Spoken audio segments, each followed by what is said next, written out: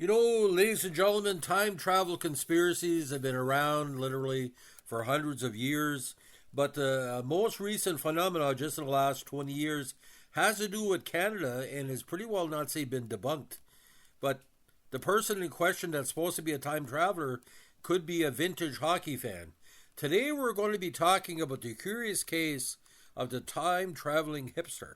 Now, the photo you're seeing in the podcast shows a very handsome man with a short haircut with sunglasses on, with what looks to be a casual dress with a what they call a modern style camera in his hands. Now, this photo was from 1941 of a genuine photo of the reopening of the South Fork Bridge in Goldbridge, British Columbia. It is sometimes alleged on the internet to show a time traveler. It was claimed that his clothing and sunglasses were of the present day, as of 21st century, and not of the styles worn in the 40s, while his camera was very small. Further research suggested that the present-day appearance of the man would have not been necessarily out of place in 1941. The style of sunglasses he's wearing first appeared in the 1920s.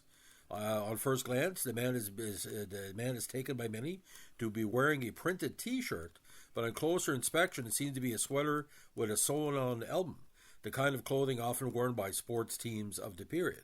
The shirt resembles one that was used by the Montreal Maroons, a Stanley Cup ice hockey squad from that era. Now, challenge tournaments and different activities from the 1920s and 1940s were very common across Canada. The Montreal Maroons was a very popular team. They have folded, obviously, since then.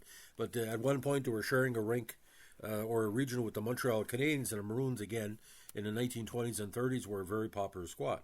Now, the remainder of his clothing would appear to have been available at the time, though his clothes are far more casual than those worn by the other individuals in the photograph. But this is 1941. Like I said, it was warm at the time. Again, his camera is smaller than most of the era, but cameras of that size did exist. While it is unclear what make the camera was, Kodak had manufactured portable cameras of equivalent size since 1938. Now, the time-traveling hipster became a case study in viral internet phenomena, which was presented at the Museums in the Web 2011 conference in Philadelphia. Now, talking about Goldbridge. Now, Goldbridge is an unincorporated community in the Bridge River country of BC. Although numbering only about 40 inhabitants, Goldbridge is a service and supply center for the upper basin of the Bridge River Valley, which includes recreation, residential areas at the Gun Lakes, to Takan Lake, Marshall Creek, and Bralon, and the nearby ghost towns of Brexton and Pioneer Mine. Now, located at the confluence of the Bridge River with its South Fork, the Hurley River, Goldbridge began as a freewheeling merchandising and services center, supplementary to company-run gold mining towns, and in its heyday had a large commercial roster ranging from insurance through to bootleggers and sporting houses. Now, Goldbridge can be accessed via Highway 41 from Lillooet, or via an upgrading back road from Pemberton and Whistler, known as the Hurley Main, which uses a pass at the head of the Hurley River to access the valley of the upper Lillooet River north of Pemberton. Goldbridge enjoys relatively dry, sunny, and snowy winters up to 3 feet, and fairly hot, dry summers, and almost semi- and subalpine pine forest environment. Now, the biggest tourist attraction near Goldbridge, under the area's diverse scenery and many alpine setting lakes, which drew a lot of people at this grand opening, is the vintage 1930s gold mining ghost town of Bralon Pioneer Mine, about 10 kilometers south-southeast up Catawalliger Creek, beyond the 5-kilometer canyon of the Hurley River.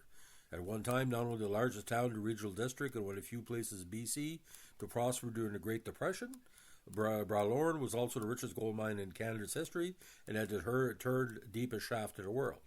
Now, often proposed for a ski area, proposals to develop Bralorne have always failed for the government's ongoing refusal to pave the Hurley Main route from Goldbridge to Pemberton, currently a back road to open up Goldbridge.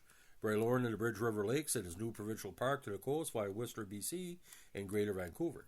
Now, the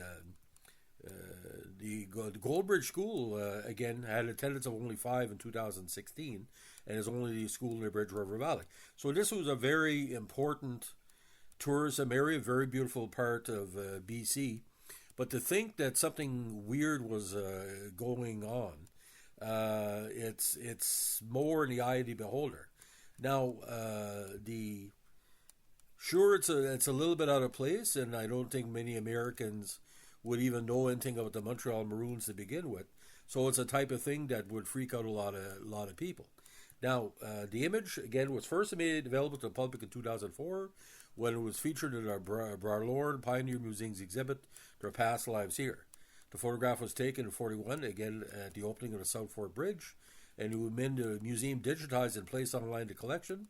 That included the picture in 2010. Again, the internet went crazy and said he's dressed for far too modern. Now, the T-shirt talking about the logo of the Montreal Maroons, they played the NHL from 1924 to 38 and had great success. Now, glasses with protective side shields were also available in the 40s. We used to call them mining glasses. While the style of eyewear was not as widespread, it is more plausible that the photograph shows a man of his time with unusual fashion sense rather than a time traveler. Now, the final nail in this time traveler's coffin comes to us courtesy of Kodak. While many viewers assumed that the camera the man is showing holding is simply too small to have existed in the 40s, Kodak did in fact make several portable cameras that were available in 41, such as the Kodak 35. Again, he may be out of place at first glance, but again, maybe he was a guy that liked taking pictures and was a big fan of the Montreal Maroons. So, which is very common back then because hockey teams were getting more photography through the years. So, ladies and gentlemen, eye of the beholder, as we like to say, but I'm a big fan of the Montreal Maroons, and I can tell you this: a lot of Maroons fans and Maroons faithful will be tickled to know that maybe a time traveler who was a Montreal Maroons fan would show up in a photo in BC. Because the Maroons, again, were a very, very popular team across Canada. You can actually see a few podcasts on my channel on the history of the Maroons. So, but if he was time traveling, why would he be going to a nondescript bridge opening in a small region of BC? Wouldn't he show up, the opening of the Empire State Building or the opening of the, Statue of Liberty, opening of the CN Tower? Like I said, what's to be gained by a time traveler just showing up in a Montreal Maroons jersey with a camera? What would we be taking pictures of? Like he was basically he was amongst a bunch of people that seemed just to be glad to be there, and like I said, the Prohibition era had a lot of beautiful men and women dressed up. Actors at the time, by the 1940s, were showing more style. You look at Betty Davis or Errol Flynn. They were mimicking a lot of the movie stars. By 1941, this was before Casablanca came out. But I mean, you look at the great inspiration for what they call the flapper era. There's a lot of good dressers. So was he a time traveler? No. Unless you know the guy and he wants to comment on my channel, I don't think he's a time traveler. Again, it's just that he was dressing really nice in his Montreal Maroons jersey with a nice camera and just having a good afternoon in a beautiful part of BC. So that's the story about the legend of the time-traveling hipster. If you like what you're doing here, what are interesting podcasts on Canadian history, let us know with a like, comment, subscribe, or share.